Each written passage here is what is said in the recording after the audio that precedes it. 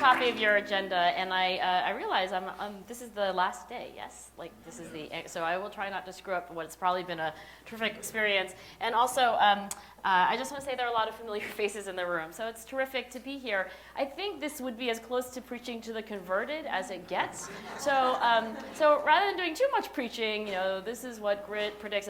I will go through that, but I think if we could preserve, say, the last 20 minutes or so, I'll go fast, right? So that we can just have questions and answers and discussion. I think that would be the most useful for you guys. To get us started, I want you to take the questionnaires that are somewhere on the tables that also have a lot of other things on them, I think.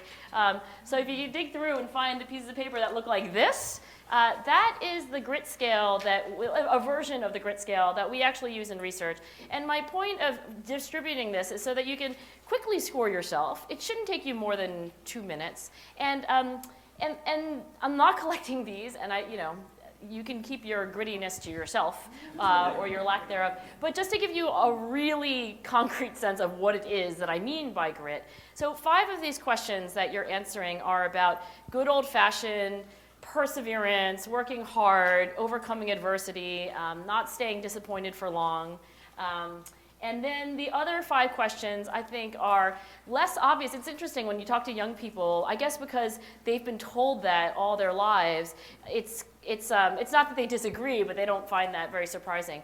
The 5 questions that are about having consistent interests over time, sort of waking up and facing the same direction over years, and how that's important to success, I think is less obvious. At least when I give this talk at Wharton to aspiring hedge fund managers, they don't have a strong intuition that it takes a really long time to get good at anything, like a really long time. And they prefer to think about intensity versus stamina. So they love to tell me stories about how they stayed up all night 3 nights in a row and raised $14,000 for that's great, but it's not the same thing as and the next year I was still working on it, and then the next year I was still working on it. So so the reason why there are these 2 facets of grit, passion and perseverance, both sustained over time, is because in the early work, I did this first work when I was a second-year graduate student, and I was reading really old stuff. And I've learned that the older the stuff that you read, the better it's written. So I was reading stuff from like the 1800s, right, on studies of achievement in psychology. I was reading philosophy, and there were a couple of studies that were done years ago. Actually, the study that I'm thinking of right now was done almost exactly 100 years ago at Stanford, where they were looking at predictors of success. And one aspect of what they did was they looked at the biographies of geniuses, and they classified geniuses into groups A, B, and C. So if you were in the A group, you were like Isaac Newton, Wolfgang Mozart, and then the B group was and then the C group was like, I don't know, Marilyn Vos-Savant. Like, it's really smart, maybe not going to change history so much. So what was the difference between the A group and the C group? Well, they looked at the personality characteristics in childhood from these biographies, right? So it wasn't the ideal study, but I think it was really telling that one characteristic was perseverance, tenacity, et cetera, in those exact words. And the other one, in the exact words of the study from Stanford from the early 20th century, was consistency of interest over time. The tendency to pursue the same goals and not to get distracted by novelty, or new directions. So that is why you have these 2 kinds of questions. And sometimes people rate high on both. Sometimes people rate high on one but not the other. But we generally find in our research that the higher you are on both, that they both contribute to grit.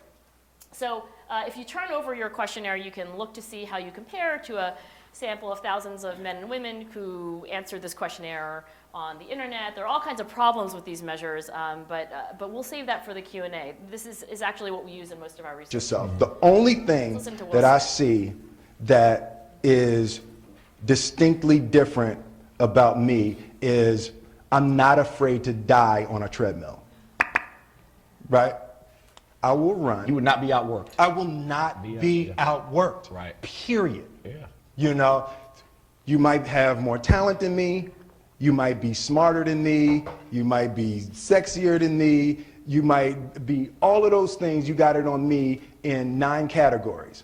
But if we get on the treadmill together, right, there's two things. You're getting off first, Yeah. or I'm going to die. It's really that simple. So lately, our lab, lately, as in around the clock, my lab has been working on a grit intervention for middle school kids. And so we've been surfing YouTube for videos. And this is one of the ones that we've been using for a while. But we found several others. Well, Will Smith says some similar things. And the reason why I like this video is that, he directly addresses the question of talent versus effort. And what's interesting to me is that he comes to this idea that he's of average talent, but you'll never find a harder worker. And I think that's one of the things that we're finding in our work, that talent and effort are not the same thing, and that you don't necessarily have a super talented kid that you could assume will also be that hard worker or vice versa. So I'll just very quickly get started. So Francis Galton in 1869 really did, even before that Stanford study that I mentioned, I would argue the first scientific study of success. So it was like Outliers in 1869. What he did was the same way that Malcolm Gladwell did, was he looked at what was known, and he looked at truly eminent individuals in law, in athletics, in mathematics, in music, et cetera. And he said, the truly eminent have talent for sure, but they also have that in combination with zeal, which I would say is the 19th century way of calling passion, right? And the capacity for sustained hard labor. And when Charles Darwin, his half-cousin, perhaps a bit more famous, but his half-cousin Charles reads this and says, you've made a convert of me in a sense. Interestingly, Darwin was starting from the position that it was only about zeal and hard work. And he's like, after reading your book, maybe people differ in talent also. You're kind of making a good argument. So it's interesting because he's starting from the position that I would say is the exact opposite of contemporary American society, where kids are obsessed with, are you or are you not in the gifted and talented program, or are you in special ed, the opposite of the gifted and talented program, what's your SAT score? It's remarkable to me how many people still know their SAT score. My daughter came home once and said, this boy in my class, his IQ is 144. I was like, why do you know that? Why does he know that? What? I don't care. So anyway, I think this idea, it's not to say that ability doesn't matter at all. I wish I could say that ability didn't matter. I think there are differences in the rate at which people learn things. But I think there's too much emphasis of that in contemporary American society in particular. So if achievement is the product of talent and effort, if it's just like in physics, you remember you learned way back when distance equals rate times time, of course you want to be a fast car, right? That's a wonderful thing, to be a talented, fast learner. But there is this effort piece, and I think as a sort of, a rule, kids often overweight talent and they underweight effort. So if you ask them, who are the best kids in the class, and they tell you, why are they that way, they often leap to conclusions like, well, they're just smarter, they're just good at math, it's easier for them. So our lab works on the psychology of effort because we think it's at least as important. Now, to give you a sense of what Malcolm Gladwell is saying in Outliers, should you, busy people, not have time to read the whole thing, here's a slide on the research upon which Outliers was based, right? Malcolm Gladwell's a brilliant writer, but he's a journalist, right? He's not a scientist. So the science behind Outliers is this. There's a guy named Anders Ericsson. He is a Swedish psychologist who relocated to Florida State University some years ago, and he's the world expert on world experts. So that's all he does. He studies, Sudoku champions and Scrabble champions, World Cup soccer players. He studies internationally renowned musicians and choreographers. He studies world-class surgeons, and so the kind of studies he does is if you graduate from Curtis. And you start playing in in some orchestra somewhere, you're in the control group for Anders studies, right? Because that's kind of like, and then what distinguishes those people from, Itzhak Perlman, right? So from his research, he finds that in all of these really different fields, and whether you're learning a physical sport or whether you're doing math, that there's a skill curve. There really is a learning curve. So we start at the bottom. One of the things that's interesting about human beings is that we don't get born knowing much, as we can clearly say from education. We're kind of stuck at the bottom of whatever learning curve. You know, you're not born knowing. You have these expressions like, oh, they're a born skier. But of course, nobody's born knowing how to ski. So you start off at 0 in skill, which is on the y-axis. And then with something that Anders calls deliberate practice, you kind of creep up this skill curve. And maybe where the dotted line is, after thousands and thousands and thousands of hours, you know, you have the possibility of reaching international or world-class levels of performance, right? And the thing is about this graph is that it assumes that you know what deliberate practice is. And when I explained it to you, you know, you'll quickly see how this is not what I think most of the hours that kids spend in school are like, right? The first thing is that you have to have a very specific learning goal in mind, an intention. And it's very narrow. It's not like, oh, I'm working on, you know, history. It's like, oh, I'm trying to understand this one thing that is, you know, troubling me or that I'm not getting. So it's got a narrow performance goal. That one you could argue, okay, well, some schools are doing that fairly well, et cetera. The second thing is that kids have to be directed to work on their weaknesses, not on their strengths. So when world-class musicians practice, and they're doing deliberate practice, they're playing the parts of the music that actually need work, not the parts that they can do fluently. And I thought about 3 months ago that this was the problem. Kids don't know that they should be working on their weaknesses. Only Olympic athletes know. So we actually did this survey of fifth graders in New Jersey, and there was a very long list of things that, you know, if you were going to give advice to another fifth grader, which of these three, you know, which of this long list, check off up to 3 pieces of advice would you give? And it had, like, you know, study with other people, don't study with other people, study, you know, with the TV on, don't study with the TV, highlight, make note cards, quiz yourself. There was one item that said work on your weaknesses, not your strengths, and that was by far the most popular item checked. So well over 90% of the kids said, oh, and of all these things, you know, the real thing is to work on what you're not good at. So I was wrong. Kids do know this, but no more than 10 minutes later, we gave the kids a math test, and then we said, oh, here's your feedback. Here's what you did really well on. Here's what you did kind of in the middle, and here was your weakest point. Now do whatever you want. Well, now the ratio is totally reversed, where more than 90% of the kids choose to work on their strengths. So I think it actually is, it's like eating fruits and vegetables every day. We kind of know that by now, but it does not mean that we do it. So that's you know, something to say about this one point, which is working on weaknesses, not on strengths. The third thing about deliberate practice is there should be feedback, ideally immediate feedback. And ideally feedback was not just sort of, well, you got it wrong, but some hint at what you need to do to correct, right? So immediate and informational feedback. And I think this is why most people who do deliberate practice do it with a coach, because that's what coaches do. They, by the way, help you identify your weaknesses and set specific goals too, so they're kind of helpful for all of this. But this key piece of sort of closing the loop on feedback and closing it as immediately and as instructively as possible is crucial.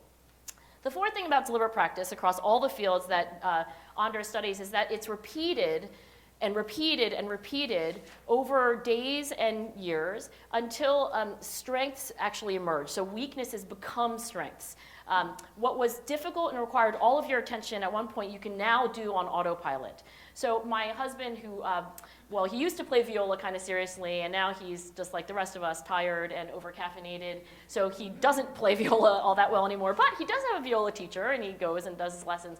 And his viola teacher will sometimes say, you know, I know you just did it well, great. Do this 10 times in a row without making any mistakes, and then I'll give you the next assignment. So it's the idea that experts practice till fluency. So some of our educational models, which is like, okay, B-, you're promoted, right? C+, that's not what experts do. Experts work on their weaknesses until they become strengths, and then they move on. So I would argue that, you know, a lot of our kids aren't doing this a lot of the day, but I also want to tell you this. Even people at the peak of their career in sports or in non-physical things, they usually only do about 3 to 4 hours maximum of true deliberate practice per day. So I don't think the expectation should be that we should have 8 hours of this for, you know, 17-year-olds. if we even had 5 minutes of this, I would argue it might be 5 minutes more than they'd had before. So I think the expectation should be, some small dose of this, which you increase as you get older and as you become more mature. And what are we doing in the rest of the time? Well, we're doing other things. We're answering our email, we're doing less intense forms of practice. So it's not that we only want to have school for 3 to 4 hours a day or internships or whatever, but I do think that the idea of if this is the highest quality practice there is, how do we get kids to actually, develop the tolerance and the proactive disposition to get more and more and more of it. So when I learned about all this research, the thing that I asked Anders is, well, I live in Philadelphia, and let's just say that in an average day, I do not necessarily rub elbows with all world-class people. Like when I'm at CVS, I usually do not think, well, that cash register person is world-class, but they've had a lot of experience. So how come we're not all in the Olympics or the equivalent? Like how come, if it's this straightforward, it's not like you have to be born with it, then why aren't we all doing deliberate practice and all becoming world-class at what we do? And then Anders began to tell me about what it's like when he interviews musicians and athletes about this kind of practice. And it turns out that it's extremely effortful and really, actually, for most people, not fun. Right? So they would rather play something fluently and beautifully and have everybody applaud rather than work on, the 4 measures of the song that still don't sound good and get better, but therefore not have any praise and not feel like they're in flow and not feel like they're in control, et cetera. And that's why I think this idea of grit, passion and perseverance for long-term goals, this is one of the things that would incline somebody to do more of this over time. It turns out in our research, and I'll show you very quickly, that gritty people do more deliberate practice, and they do one other crucial thing that Anders doesn't study, and that is they simply show up. They simply keep going in a domain. So it's not only that when they're there, they do deliberate practice, but they don't quit things. And so I think the 2 things that we see gritty people doing is one, deliberate practice, and the other one is, as Woody Allen would say, 80% of success in life is showing up. And if that's true, and he wasn't a statistician, of course, but I think what Woody Allen wanted to say there is that, and actually the interview in which Woody Allen says 80% of success is showing up is he's being asked by William Safire at the New York Times, what advice would you give to young writers? And he said, well, that's a great question because young writers ask me all the time, I'm writing a book, how do I get published, et cetera. And he says, well, my observation is that most of those young writers don't finish the book. So the first piece of advice is, we'll finish the book, and then talk to me. And he says, and it's beautiful, he says, because if you fail to show up, you've really struck out at the very first level. You're not even in the game. So I think grit works in part because you do more deliberate practice, but you're in the game in which you're practicing as well. So I'll just very quickly tour you through a couple of findings so we can get to the interesting piece about building it and then the discussion. At the National Spelling Bee, we find that the grittier kids are more likely to advance. IQ also predicts doing well at the spelling bee. So it's not that talent doesn't matter. But in this study and many others, we find either that grit and talent are just unrelated. No matter how talented you are, it doesn't have anything to do with how gritty you are. Or in many samples, they're inversely related, meaning that the kids who are a little smarter are on average a little less gritty. And I've certainly found that as a former teacher in my experience, like the kids who, gosh, I explain it to you and boom, you get it. Those are not necessarily the kids who are going home and practicing and working really hard. The second year that we ran this study, we measured by kids keeping little journals, how much deliberate practice they did, and then 2 other less effective forms of practice. One is being tested by mom or dad. Mom says Uspracht, you say U-S-P-R-C-H-T, Uspracht. Your mom says right, that was the winning word this year. And then verbal activities like reading in particular. Now, in addition to calculating how many hours kids spent, we also looked at how enjoyable they found it and how effortful. So if you look at the dark gray bars, that's how enjoyable these 3 activities are. Deliberate practice was the least enjoyable, even by kids who are highly motivated. These are freakish kids. These are kids who are a standard deviation above average in IQ for verbal IQ in particular. And they rated verbal activities as about as enjoyable as ice cream, which is very worrisome. So, even for those kids, when you say, okay, deliberate practice, what's that like? It's like, oh, that's on the scale, much lower than those other things. And then it's the most effortful. And that's consistent across musicians and athletes as well, that when you're really doing the things that make you better, it's actually not the, sports, we love to talk about passion for the sport, art. No, I love ballet. But similarly, Martha Graham, the great American choreographer, has said, in dance, dance looks glamorous, dance looks delightful, but there are daily small deaths. The body cries out in pain. And if you want to hear the whole essay, it's on NPR. She reads it, and it's entitled "It Takes 10 Years to Make a Mature Dancer." So it's a similar kind of insight here about it takes a lot of time, and that time is not doing things that are easy or fun. It's doing the hard work that allows you to do, in a smaller amount of your time, the easy and fun stuff. So what do we find in this study? We find that of all the personality traits that we've measured in this study, grit was the best predictor of how much deliberate practice you did. And really, it was only deliberate practice that actually predicted your objective spelling performance. Here is something called openness to experience. And actually, this is the closest thing as I would say, educators love to think about curiosity and inherent intellectual interest, and that's really this idea. I like to do things for fun, to just learn things, go to museums, new ideas, and use my imagination. And in this study, it actually negatively predicted performance. And in many studies, actually, it doesn't predict performance very well, even things like grades. It's not that I don't think it's important, but I don't think the kids who are just intrinsically intellectually interested, they don't always do things like their homework or study for the history test on Thursday because it's Thursday, and it doesn't matter whether you feel like studying it Wednesday night or not. So I do think it's an interesting and important thing, but maybe not something that will get you to do more deliberate practice per se. At West Point, we've been studying grit for over 10 years. On day 2 of West Point's Beast Barracks, this is the first summer of getting to West Point. This is where they change you from a civilian into a military officer. And it's called Beast Barracks because it is beastly hard. Across your years at West Point, you can expect to sleep about 4 to 5 hours per night, 7 days per week, because they don't really take breaks at West Point. And they have a dropout rate of about 25% by the end of West Point. And in the first summer, it's anywhere from 2 to 7% of cadets during Beast Barracks. And that's interesting from a psychological point of view because Woody Allen was right that, of course you have to show up and play to win. But what's interesting about dropping out of West Point in the first summer is you haven't gotten your first grade yet. You actually don't have an official record at West Point yet. These are cadets who spent a long time trying to get into West Point and drop out in the first summer. So when we measure grit on day 2, we're able to predict the likelihood that you'll make it through the first summer. And actually, we've just recently been looking at data from 4-year graduations. It looks the same. So the grittier you are, the more likely you are to stay through. And it looks like to be about the best predictor in the entire 3-hour-plus battery that West Point administers. Here's West Point's measure of talent. They call it the whole candidate score. That's in the light gray.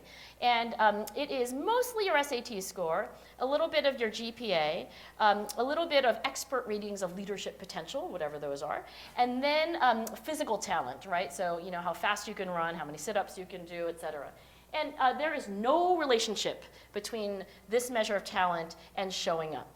Right? So over 4 years or over the first summer, no matter how well you do on this score, it doesn't predict whether you'll stay. If you stay, it predicts marvelously how well you'll do. And I think that's a general insight, is that of course it's good to be a talented person. You do better, but it doesn't necessarily mean that you'll show up in the first place. We find the same pattern of showing up being associated with grit in sales representatives. In the green are people who showed up, and in the blue are those who quit their job in the first 6 months. There's a study, the Chicago Public Schools decided to administer the grit scale to everyone. And so juniors in the Chicago Public Schools, who then more than 1 year later graduate from high school, are grittier than those who drop out. And this is special forces officers. This is like West Point on steroids. It's really hard. They make reality TV shows out of special forces training, and I started watching them, but it was too scary. So here are the special forces officers who persist, and then here are those who voluntarily drop out. I want to say something about measurement because I think all schools and programs are interested in knowing, whether the schools and programs are doing well. But here's a reason why you cannot use the questionnaires that are on your table to really effectively measure programs against each other. Look at the average grit scores for these Chicago public school students, right? They're over 4, so these are 16 to 17-year-olds in Chicago. And these are the special forces officer candidates. Okay, they have lower grit scores on average than these, teenagers. And you gotta wonder whether that's true. And I personally don't believe that's true. So I think that when I'm comparing kids to each other within the same school, within a big picture school, for example, well, everybody sort of knows what it means to, be a hard worker, to, be consistent about your goals, et cetera. So, people are rating on the same standard. But the kids in Chicago are probably using different standards overall than the special forces officers. So I think that, you can use this questionnaire for whatever you want to. I mean, it's a fun exercise, I think, to give to students and talk about.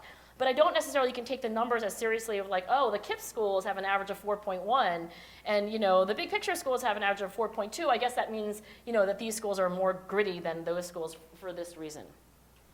I'll just quickly say something about a study that my lab didn't do. This is done by the Marketing Leadership Council, and this is a consortium of companies like Procter & Gamble who have big marketing teams. And they wanted to know in the 21st century, who's going to do well in this kind of volatile market, right? Where new technologies, new products, and they had a hypothesis that agility, right, being a flexible, interdisciplinary thinker, that would be the key. But it turns out actually that by far the most successful marketers were those that they called gritty, actually. So they actually read my work. I was very pleasantly surprised. They're like passion and perseverance for long-term goals, persevering despite setbacks, preferring depth over breadth, et cetera, that these are the characteristics of the most successful marketers, both based on interviews of supervisors, but also on quantitative data like sales. So the most interesting question here, because I think once I gave this presentation to educators and they were like, can you really get your PhD for that? Because that's kind of obvious. And I was like, yes, in fact, you can get your PhD for this. And you're right, it is kind of obvious, right? I mean, Plato wrote about this, like Socrates wrote about it. Every religion, I think, name it, like talks about the importance of hard work and how hard work is not always easy. So really the most interesting things are yet to be discovered, and that is how would you build grit? And there's a disclaimer here, which is that I don't know. I mean, if you want a really short presentation, I don't know how to build grit. But I thought it would be useful to give you my best intuitions. I have a 10 and a 12-year-old, so I'm speaking to you as a parent. I'm speaking to you as a former teacher of middle school and high school students, and I'm speaking to you as somebody who thinks about grit all the time. So the first thing I would say is that grit is useful once a kid has identified what they're doing, right? So deliberate practice in particular is useful to improve in what you're doing. But I think the other thing that kids have to do at the ages that you're working with them is they have to choose what they're going to do, right? And I think actually they need to be told that it's not the case that you need to choose based on your weaknesses. You actually choose based on your strengths.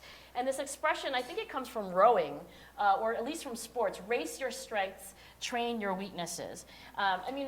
For those of you who know me in the room, let's just say it's a good thing for everyone that I did not become a history professor or a geography professor. I'm pretty good at psychology, but when I was a second-year student, my advisor, Marty Seligman, said to me, well, you haven't had a good idea in 2 years.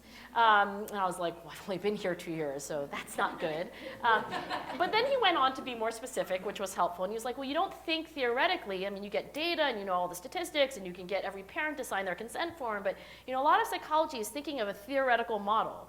And I was like, I don't even know what you mean. And I was like, exactly, right? So that's your problem. You don't even know what I'm talking about. So, I cried, I went home, and I started a theoretical paper. I didn't even know what it was. I was like, open my Word document. I was like, theoretical paper on achievement, whatever that is. So within psychology, right, which is a strength for me, I had my own weakness. And I think this is true for everyone. I mean, it's like marriage. I mean, go out and marry the person that it's easiest to spend time with, but there will be problems no matter what. So kids, I think, do need to identify their talents, their interests, their fit. And this is a non-trivial problem. You would think that it would just be obvious. But for lots of reasons, I think that's hard. And I'm sure that's a lot of what you guys work on. Once they get there, though, they should have the sober intuition that it's not a love affair, like that a part of it is just working hard. And it's not that, I see a lot of millennials who are just sort of like, oh, well, this is really hard and I'm frustrated and I'm kind of bored. Well, I guess I should switch careers. I mean, there's a part of that for everything. So I think that they need to know that there's both pieces that are going on. in terms of a grit, one of the things I think that kids can learn how to do, once they've chosen something that they love, is to choose someone who can be gritty for them. That, I used to think about grit as just who you are and what you do, but it's very clear that really persistent people do something which is to recruit other people to help them in their cause. And I just want to read you this anecdote from a study done at University of Chicago many decades ago. And the study design was this. They interviewed world-class performers in about their 40s. They also interviewed their parents, and the questions of the interview were all about the childhood of these performers, right? So how do you develop talent in young people? Let's ask people who are obviously successful about what happened earlier. And this is a quote from an Olympic swimmer who looks back on childhood, and he said, when I was 11, I wanted to bag it because I was doing badly. My dad at that point did something that was very important. He said, if you want to quit, that's fine, but I don't want you to quit simply because you're losing. So I'm going to continue to drive you to workouts and force you to swim, and when you turn 12 and are at the top of your age group, you'll start to do well. If you want to quit then, that's fine. Right? So one of the things I think that mentors do, like the consigliere for The Godfather, is they don't let you quit on a bad day. They have something that we call in psychology called psychological distance. They love you, they know you, but it's not their bad day.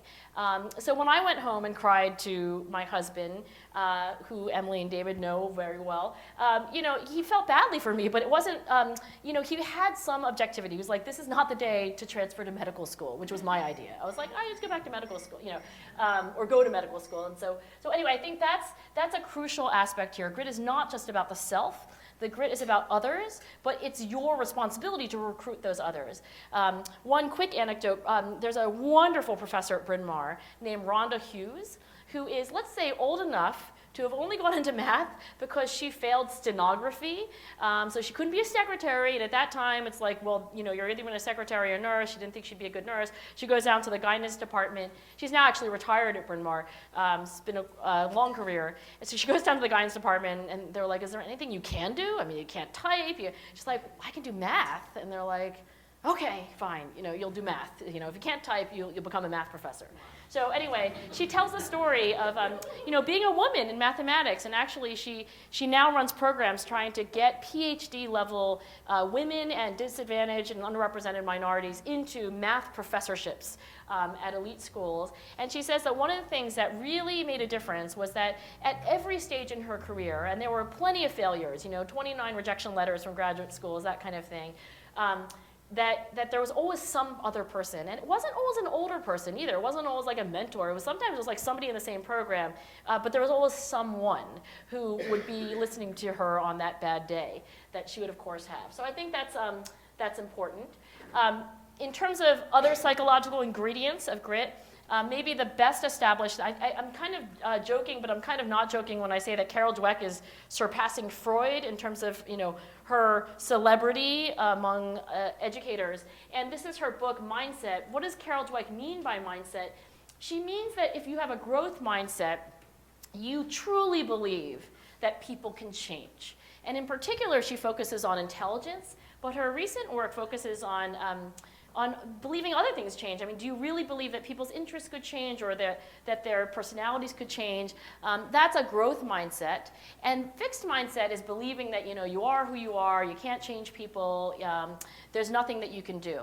Now, I would say this, it's true that people can change. It's not easy, but I think the thing is that a lot of kids, when they're experiencing something, they go all the way to fixed, right? They're just sort of, it just feels like you'll never be able to get this. And Carol convinces kids to have a growth mindset by showing them pictures of the brain and telling them that evidence is that the brain continues to evolve over life, which is true. And she induces something of a growth mindset and actually finds that it has effects on kids' performance, particularly the bottom, right? So I think what she generally finds is that the high-performing kids, aren't benefited all that much by learning about growth mindset, but some of the lower-performing kids actually can raise their scores. We find together in our research, I'm working with Carol a little bit right now, that growth mindset and grit are pretty strongly correlated. And that would lead me to think growth mindset is one of the things that would lead you, of course, to stay with things over time. Maybe not the only thing, but one of the things. I'll say one other thing about this before I move on. There's another concept that comes from clinical psychology, and that's optimism. And it's very similar to growth mindset. And optimism is essentially when bad things happen, as they do daily, that you spontaneously think of causes that are changeable. Changeable and specific. And the reason why it comes from clinical psychology is that clinically depressed individuals tend not to be optimists. They tend to be catastrophizers. You know, some little thing that's bad happens and they just blow it completely out of proportion. They think about all these fixed causes like I'm just a screw up and I'm an idiot and I don't do anything right. And so that is one of the cognitive features underlying clinical depression. And the opposite of that is being an optimist. And we find in our work, for example, that optimistic teachers are both grittier and happier, bonus, and both grit and happiness seem to explain why they're better teachers. Their students learn more than kids in comparable classes. So I think that that's other evidence here, and it's suggestive again that it's not just about the student developing growth mindset or optimism, but the people around them also being in that same mindset. And that leads me to the idea of organization-wide culture. Right? I don't know how much we can do to change American culture, but I do think that within a school, I mean, there are more waking hours that kids spend in school or with, associated school activities that you would say, are academic or part of their learning than they do in any other domain of life. And so you have a real big lever there to change. This is an illustration from this article in the New Yorker called Get a Coach. And the author is Atul Gawande, who's a surgeon and also somehow also a New Yorker writer. And he actually invites this sort of senior surgeon into the operating theater. I guess it's a football coach, but in the actual story, it's a senior surgeon. And the senior surgeon gives him all the things that a coach does. He gives him specific goals for improvement. He gives him feedback, particularly on his errors and what he should be doing better, helps him make plans and so forth. And the fascinating thing is that, even though the surgeon's doing all these wonderful things, he's a psychologically distanced person in the room, it's terrific. And even though Atul Gawande says, I improved more in my practice in that short period with a coach than I did for such a long period before that. Because after medical school and after residency and fellowship, that's kind of where you stop, being given this opportunity. Despite all that, he said everybody hated it. I hated being told what I was doing wrong. The nurses hated the disruption of hierarchy, and even the senior surgeon hated being, saying like, you have to put your elbow down. The nurse can't see through your elbow, that kind of thing. So nobody really liked it. And what he says is the problem is that in medicine, you do not have a culture of coaching, mistake making, constant improvement. You have a culture of just telling people that everything is fine. And so I think the power here is like you can maybe change the culture intentionally. That if it's embraced at an organizational, culture-wide level, it'll just make it individually easier for every kid who's at that school. So I would say this about the one thing that we've been studying, and I know Sarah in the room knows a lot about this, but goal setting and planning is possibly the one specific intervention that helps kids actually get motivated and started toward their goals. And that actually, in addition to mindset, in addition to having a school culture that's supportive and a conciliatory, et cetera, that's the other thing that's really helpful. And I'll give you this in broad brushstrokes. When kids do optimal goal setting and planning, they first set a specific goal, just like that first part of deliberate practice, a specific aspect of your performance, trying to improve. But they then think about, not only the good thing that will happen if they get that goal to happen for them. In other words, what's the point of this goal? Well, because my mom will be proud of me, or I'll get to go on the field trip, et cetera. But also, crucially, the obstacles that stand in the way. So when I go to parent conferences and the teacher says, okay, Amanda, let's set a goal, but there's no talk about what do you think the obstacle is that stands in the way of you achieving that goal? Like, why is it a goal? Like, why haven't you already achieved it? Then they're missing maybe the most important part of goal setting. And that is necessary to do the next part, which is to make a plan. Kids need to say, located in physical space and in specific time, what action are they going to take to overcome the obstacle? right? So unless kids say, this is what I'm going to do, this is when I'm going to do it, and this is where I'm going to do it, it's dramatically less likely that they will do it. I know I'm being filmed, but I think I'll just say this anyway. I did this with the chair of philosophy at Yale. Love her. She's very productive and intelligent. But when we started to do this exercise about her writing her book, she's like, oh, well, you know, the obstacle that stands in the way is I don't have time. I'm like, okay, that's good. How would you overcome that obstacle? Well, I'll get my good friend Lori to, you know, work on chapter 1 with me. I mean, that'll get me over the hump. I was like, okay, great. She's like, okay, well, we're done. So, and I'm like, no. We didn't locate this in time and space. When and where are you going to meet with Lori, and what specifically are you going to do together? And then there was this pause. And that's how I knew it was working. Because when somebody pauses, like, oh, right. Monday, no, can't do my Tuesday, well, Wednesday at 1 o'clock, right? Wednesday at 1 o'clock, if it is Wednesday at 1 o'clock, then I will meet with Lori to look at the first 8 pages of the manuscript. That is something that she hadn't gotten to with just sort of like, oh, what do you want to work on? Oh, my book, right? So I think this is really a helpful exercise, just teaching this to kids in a KIPP school in Harlem, random assignment study, and it doesn't take all that long, honestly, to do this with kids. Compared to a placebo control, we raise their grades, we improve their class conduct, and their school attendance over the entire following marking period. So in sum, as Will Power or Will Smith would say it, you know, there can be kids who are not dramatically exceptional in their talent, but if they can stay on a treadmill, if when they say, you know, I'm going to run 3 miles, they're actually able to do the 3 miles or maybe even run 5, it's actually difficult to lose.